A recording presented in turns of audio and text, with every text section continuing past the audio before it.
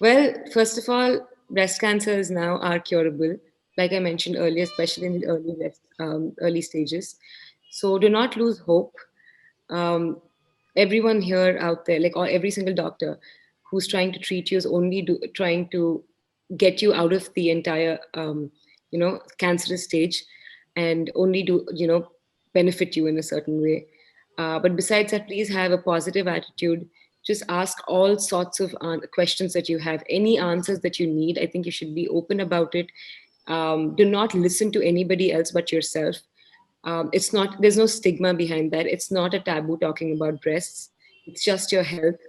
Do not ignore your health because you have a wedding in the family or your husband wants you to have kids at this point of time. Your health is in only your hands. So please do not ignore anything that you see which is not normal in any sense. Um, yeah, just be guided by your own rules.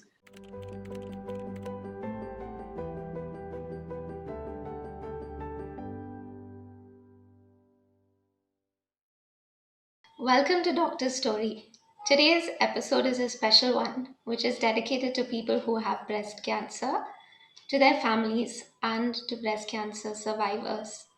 In conversation with us today, we have Pragnya Chigurupati Nara. She's a breast oncologist and she's going to be answering some of our questions. Dr. Pragnya, before we start this discussion, please tell us a little bit about how you got into and what inspires you to keep doing the work that you're currently doing. Hi, Anne. Thank you for the introduction. Hi, everyone. I'm Dr. Pragnya Chigurupati Nara. I'm a consultant breast specialist and oncoplastic surgeon, currently working at American Oncology Institute, Hyderabad. So, to answer your question, Anne, we have to go way back to my second decade of life, but during my MBBS days. Oh, wait, that's the first decade of life. So, during my MBBS days, I apparently just reached out to one of my grandfather's friends, and when he asked me what I wanted to be, for some weird reason, I said, I'm going to open a breast oncology center for the women in Hyderabad. And true to form, after that, I went on to study general surgery. But for some weird reason, I was very, very inclined towards dealing with women's health and breast cases.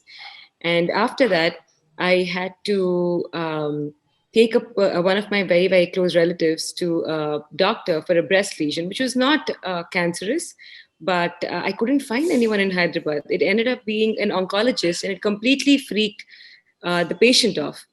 So that's when I realized that we need someone who specializes in both benign as well as cancerous diseases of breast, and just to answer their questions and alleviate their anxiety. So that's where I come into the picture. Okay. Thank you so much. That's such an very interesting answer. It's a good thing that I guess you had to go to this hospital and see what it was like, because Yeah. obviously because of it you're helping a lot of people. Tell us a little bit about how common breast cancer is. Is it like a lot of the lesions that you see are breast cancer, or only a few of them? So to answer your question directly, all the breast lumps that we see are not malignant.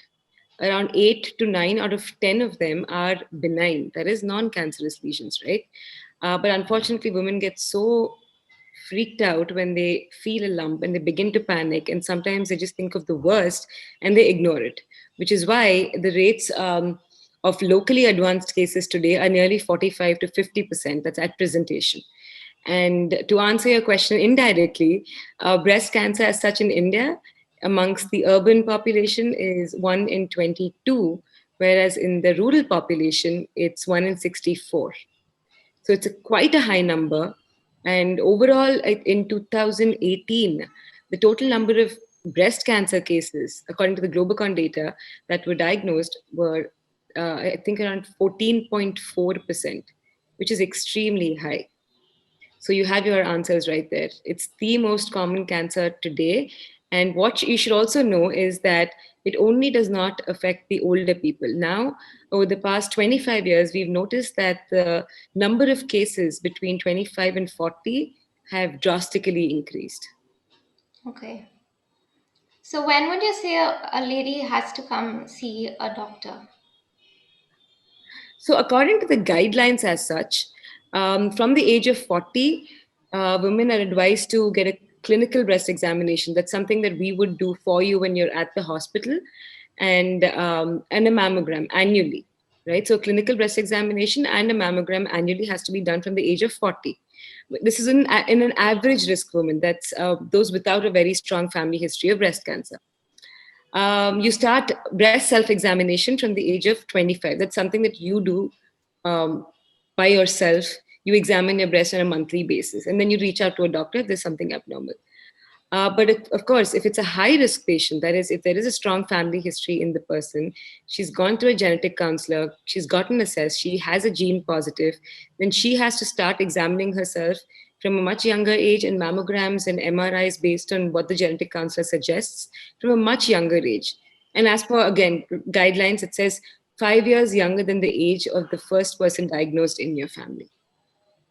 Okay. So is this very common to have breast cancer running in families? Around 5 to 10% of the total number of cancers are attributed to breast cancer.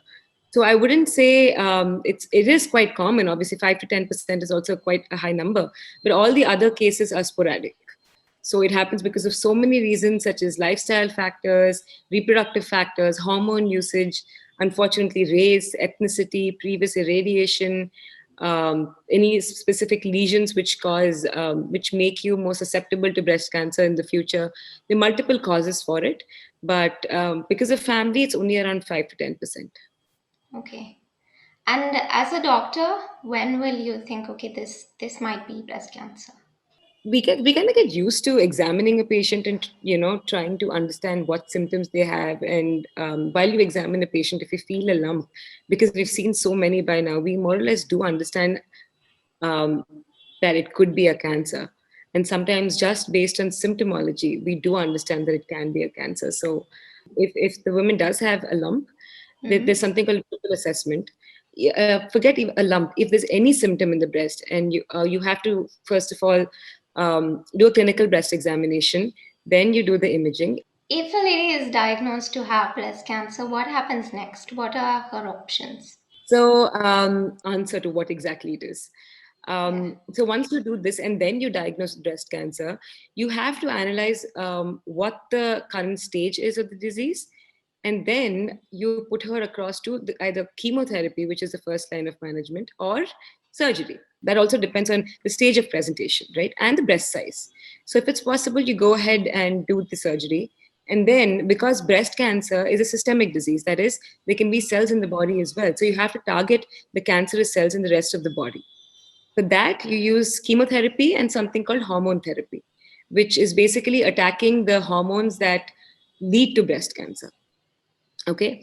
And based on the kind of biology of the tumor, that is the receptors. I know receptors is again a medical term, but based on what the tumor shows, or what drives the tumor to multiply, we have to target those receptors and continue systemic therapy. In the same way, if the tumor is large, or if it's in a higher stage, or if the receptors are non conducive, that is, if it's a TNBC tumor, that is again medical, certain kinds of tumor again need chemotherapy first, followed by the other kinds of other modalities of treatment, such as surgery, radiation, which is basically light or current therapy, as they say. Hormone therapy is again a small pill that we direct against the causative factor of cancer, and targeted therapies again based on the biology, the receptors. So once you do this and then you diagnose breast cancer, you have to analyze what the current stage is of the disease, and then you put her across to either chemotherapy, which is the first line of management, or surgery. One of them based on the biology of the tumor, the presentation, etc. And for example, you take surgery, you operate first, and then you put her on systemic therapy, which can be either chemotherapy, hormone therapy, targeted therapy, or immunotherapy. And if you go ahead for surgery first, I also forgot radiation in the previous step. The type of surgery completely depends upon the initial presentation of the tumor, and how much it's responded to chemotherapy. And then you go ahead for the next adjuvant lines of therapy, which is again radiation, hormone, targeted therapy, etc.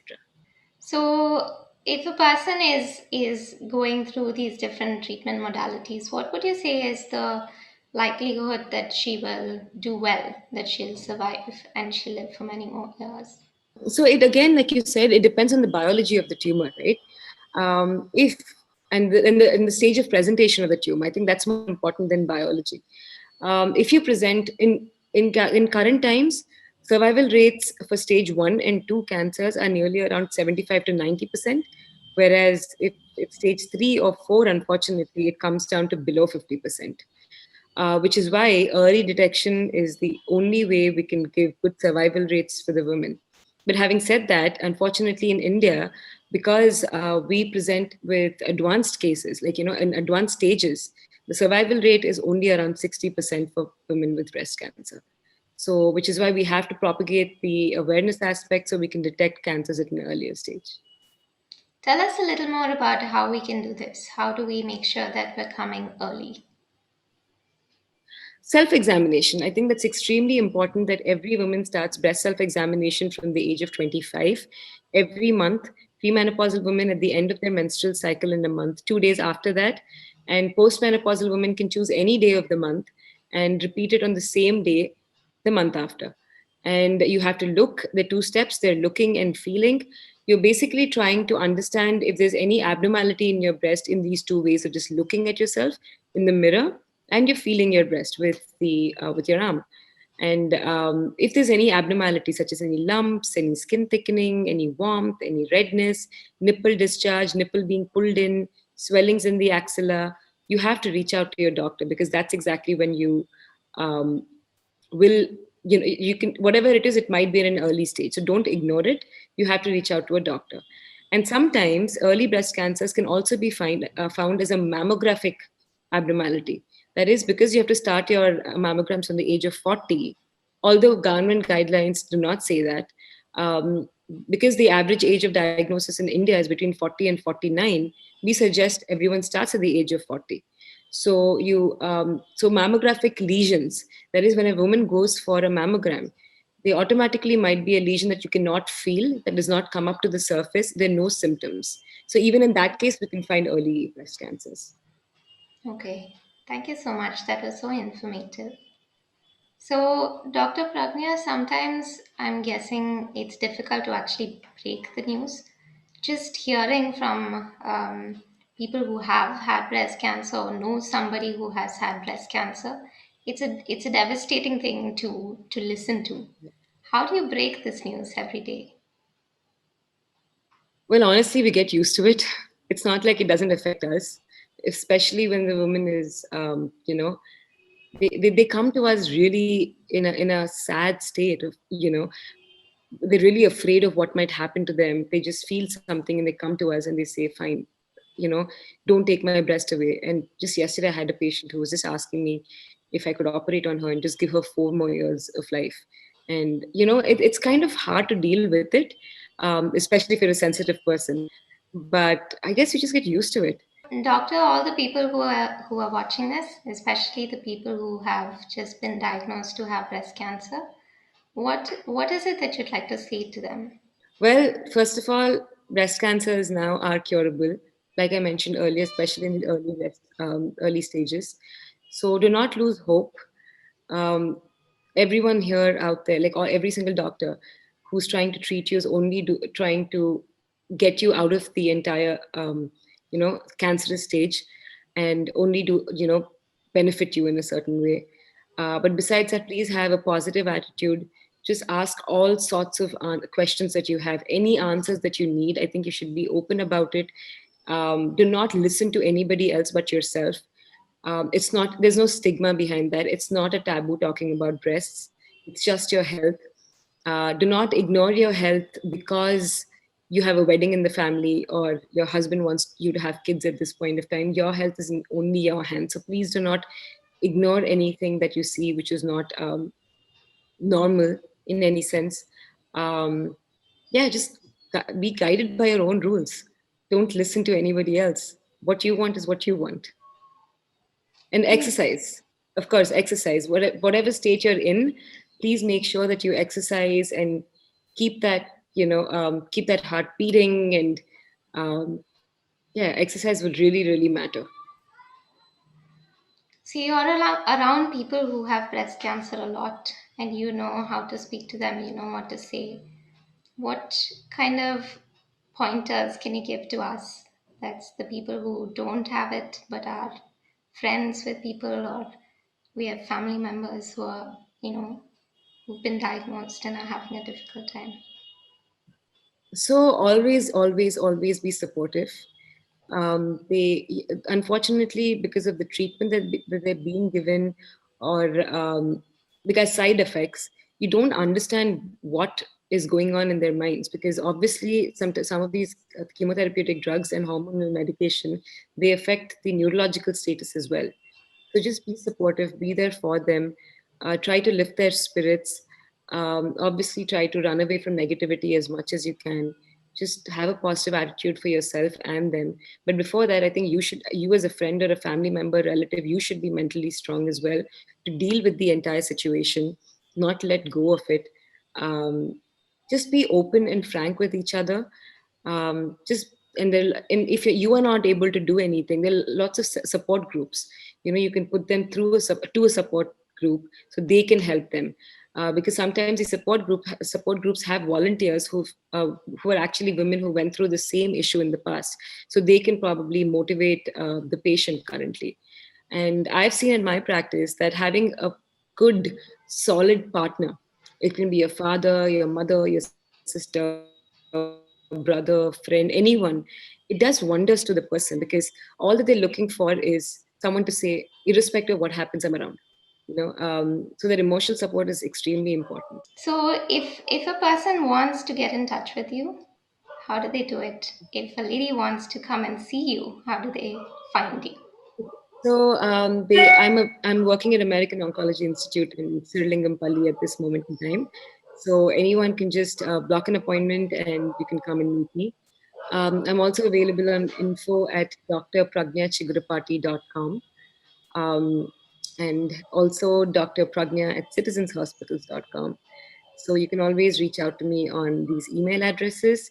And I actually have a WhatsApp number that you can reach out to me on. I'm just going to tell you again because I don't remember it.